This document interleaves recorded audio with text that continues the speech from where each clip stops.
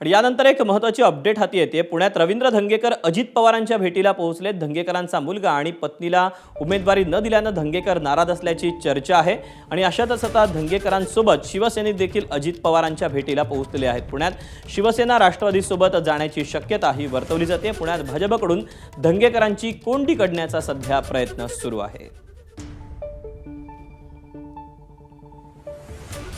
आपल्या भेटीबद्दलचे update Mickey Ghai देतोय। Mickey, नाराज धंगेकर अजित पवारांच्या भेटीला पोहोचल्याचं कळतं। एकंदरीतच कशी समीकरणं जुळू शकतात?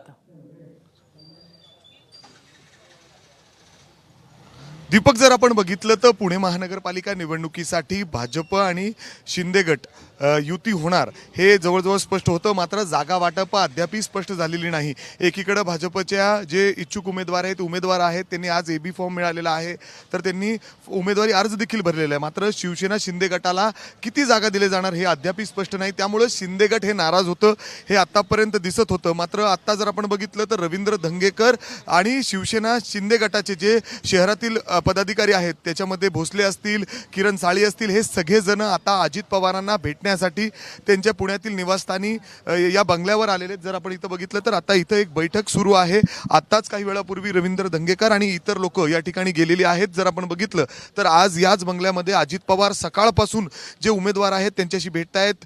कुणाला जी यादी आहे ते या ठिकाणी निश्चित केली जाते आणि त्यातच आता सर्वात मोठी बातमी म्हणावी लागेल का, तर रवींद्र धंगेकर जे अर्थातच शिवसेना शिंदे गटाचे नेते आहेत त्यांच्यासोबत इतर देखील नेते या ठिकाणी अजित पवारांच्या भेटीसाठी पोहोचलेले आहेत। अर्थातच समीकरणं बदलताना दिसत आहेत। अजित पवारांसोबत शिवसेना अर्थातच शिंदे गट येते का असं देखील पाहावं लागेल। या बेसिसवर देखील या ठिकाणी चर्चा होतीये। तर दुसरीकडे आपल्याला माहिती आहे की रवींद्र धंगेकर यांचा मुलगा जो आहे तो देखील इच्छुक उमेदवार आहे, त्याला देखील तिकीट दिलं जात नाही, त्यामुळे तो अपक्ष लढण्याच्या तयारीत आहे।